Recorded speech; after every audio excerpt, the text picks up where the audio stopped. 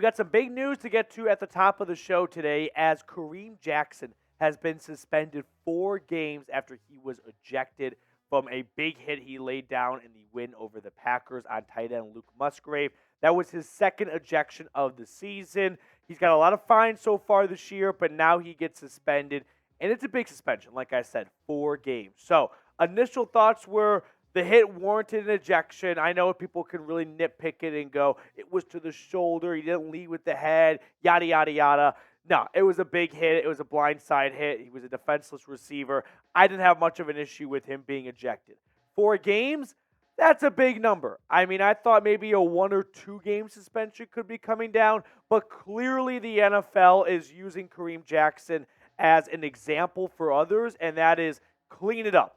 We were not happy with all the pregame fights going on across the league and some of the in-game skirmishes. Now we're seeing some big hits, some blindside hits, defenseless receivers. We are going to make an example out of Kareem Jackson. So no more safeties get an idea of, yep, I'm just going to run down the field and take a guy's head off. So unfortunately, the Denver Broncos are without Kareem Jackson's services for the next 4 games. And so that means more P.J. Locke and Delaire and Turner Yell and maybe some J.L. Skinner. We really haven't seen J.L. Skinner much this entire season. But Justin Simmons will have a new running mate as long as he is still on this team past the NFL trade deadline. And Kareem Jackson, we will see you in 5 games from now because you are done. Now, let's talk more about Week 7 and some other takeaways, whether it's regarding the trade rumors and some other topics after the Broncos' 19-17 win over the Green Bay Packers, because there is a fraction of the fan base out there going, wait a minute, we just beat the Packers. That means we're no longer sellers, right? That's how this works. No. Go back last year. Remember when Denver beat the Jags right before the NFL trade deadline, and people thought maybe they won't sell anymore. Maybe they can figure it out. Did they ever figure it out? No. They were still bad after beating the Jags, and I'm happy they traded Bradley Chubb because they were able to get a first-round pick out of it. Now, what they did with that first-round pick might not have been wise, but that doesn't mean the trade was a mistake when it was made in October. So do not let beating a bad Packers team change the course. And what course is this team on right now? A course to the bottom 5 team in the NFL. They are 2-5. Congratulations. You beat a 2-4 Packers team at home, as you should, even if you are a 1-win team at the time. So I'm not going to let a win over Green Bay with Jordan Love alter my decision that this team should sell. Now, who? I'm looking at these 3 guys on screen right now. Courtland Sutton, 6 receptions, 76 yards, and 1 touchdown. His 5th touchdown of the year. The guy only had 4 touchdowns combined over the last 2 seasons. So his value has gone way up. Jerry Jeudy also helping the cause to increase his value right before the October 31st deadline.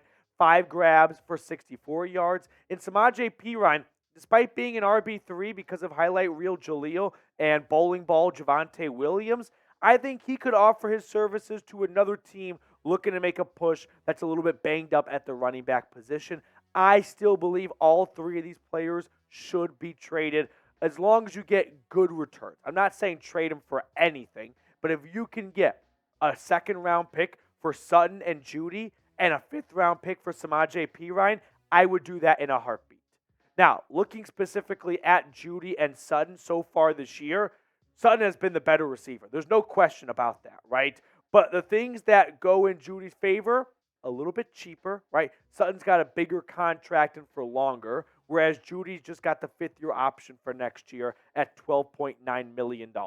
But Sutton has been the better player. 5 touchdowns, 351 yards, a much more reliable option for a team.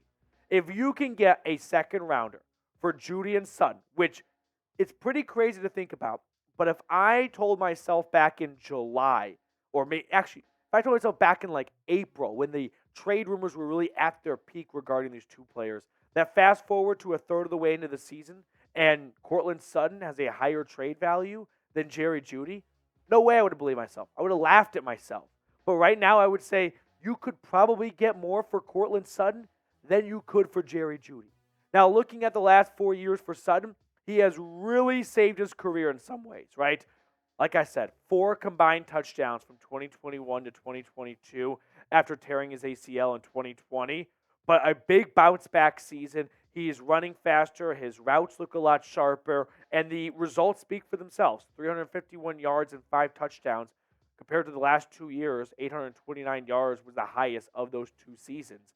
And he is really starting to develop a nice chemistry with Russell Wilson, right? You look at the stats with Courtland Sutton and Russell Wilson, 1,100 yards, 7 touchdowns in 21 games. These 2 players are really starting to pick it up in the last few weeks.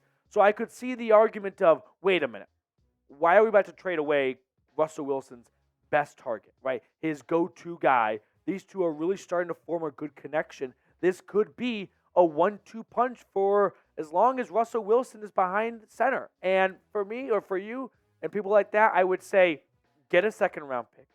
Save about $28 million. You get that Courtland Sutton contract off of your books over the next 2 seasons, give or take. That's hard to pass on, right? Again, after a win, vibes are high. Every win in the NFL feels like a Super Bowl victory. That's what happens when you only play 17 games. But if you can get a second rounder, get all that money off your books, and you're 2-5, I think it's going to be a pretty good deal. And that's a tough one to pass on. But if you had to pick one player to trade, Jeudy or Sutton, who do you want to trade? Do you want to give up on the first rounder, Jerry Jeudy? Or do you want to try and move on from Courtland Sutton, who has been, a captain of this team, one of the longest tenured players on this team, and get rid of his contract in some ways, which is a good or bad thing depending on how you're looking at it, right? On one hand, hey, it's very expensive, so every team's always looking to save some money. But on the other hand, he's locked up for the next 2 seasons beyond this year, so a team would have a lot of control and not have to extend him the moment they trade for him, kind of like Miami did with Bradley Chubb last year. My pick, I would trade Jerry Jeudy. I would trade both of them, but if I had to pick just one guy, meaning George and Sean give me a call saying, we decided we want to hold on to one of these 2 receivers. We don't want to do a full-on blow-up, and I had to trade one guy away, I would go with Jerry Jeudy. I mean, we are in year 4, and I have not seen him show me anything to believe he can go for 1,000 yards and more than 3 or 4 touchdowns in a year. Jerry Jeudy, in my opinion, should go for a second-round pick, although Benjamin Albright says that Jeudy right now is only getting a third-rounder in trade circles. Now, the Colts apparently reached out to Denver regarding Judy's availability, according to Albright, not Denver reaching out to Indianapolis. And if we have learned anything from George Payton and a little bit of Sean Payton, they are not picking up the phone to make calls, but they're not declining calls, right? They will answer phone calls. They will see what teams are going to offer for their players, but they are not initiating a lot of these trade conversations. Now, like I mentioned earlier, Judy's 2024 cap hit is $12.9 million. That's his 5th-year option. It's already been exercised, so whether he's on Denver's roster or someone else's roster, he is locked in no matter what for $12.9 million guaranteed next year. If you can get a second-round pick for Jerry Jeudy, take it and run. I understand at moments there's like, oh, that was a good play by Jeudy, and like, decent game from Jerry Jeudy. But what are we talking about here, right? I mean, look at his career so far. We got really good numbers from him in the last 6 weeks of 2022, but he's yet to go over 1,000 yards. 6 touchdowns, a career high for him in a single season. The ankle injury slowed him down earlier in his career, but here we are in year 4, and has Jerry Jeudy really shown us anything consecutively beyond a 6-game stretch at the end of 2022 to believe this is a true wide receiver 1? No. I think he's on a path to be a free agent after 2024 and unlikely to be re-signed by Denver. So you can either hang out with him for another 18 months or so, move on from after 2024, or you can get a good second-round pick for him right now if that is on the table. And if it is, I would take it in a heartbeat. Support for today's show comes in from Prize Picks. Prize Picks is a daily fantasy sports app where all you have to do is pick 2 to 6 player stat projections, and you can win up to 25 times your money.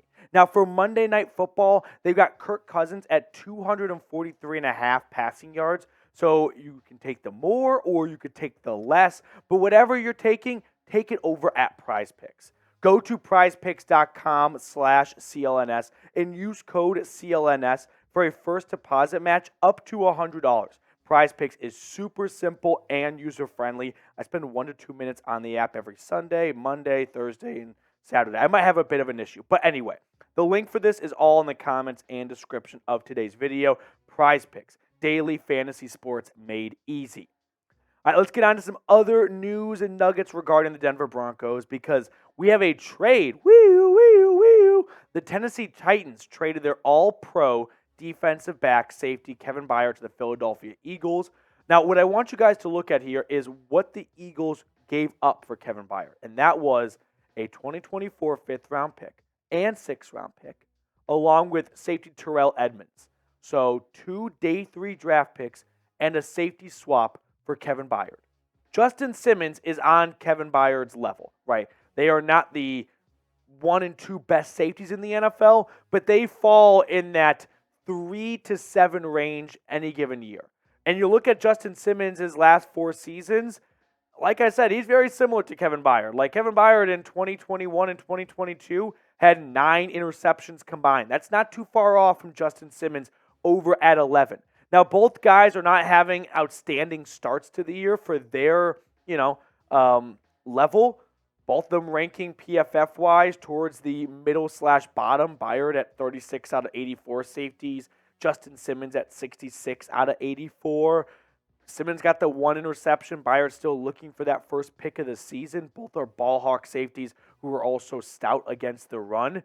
But neither player, I think, is going to get you a whole lot in the NFL trade market. I thought Simmons could get you a lot more, but after seeing Byard go for a 5th and a 6th and a player, I don't think you're going to get a 3rd for Justin Simmons like I once hoped for. So with that being said, if a Justin Simmons trade does happen, we're going to be breaking it down here on the channel, so make sure to subscribe.